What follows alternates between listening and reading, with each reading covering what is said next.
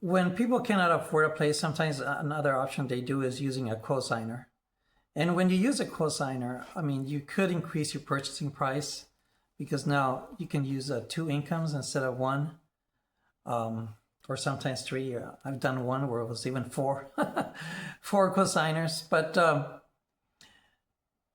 you know, it's not always a good idea to use a cosigner. If you can avoid it, I would suggest you to avoid a cosigner, because then if one of the cosigners decides not to pay their share, then, you know, then, and if the mortgage is late, then that will affect your credit.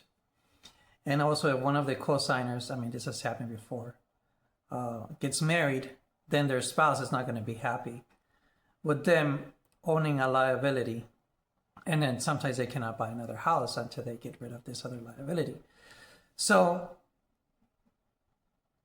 you know, I would suggest buy what you can. I mean, I know some loan officers or some lenders always suggest to get a cosigner, but I never recommend people to do that unless they're very clear going into it that, you know, they have a good relationship with the cosigner. I've seen some good cases, so not all cases are bad.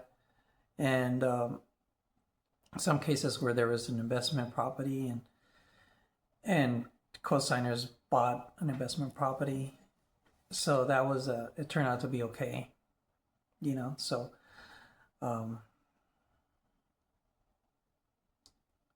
not always. It turns out to be a good thing. So I recommend, if you can, try to avoid a cosigner.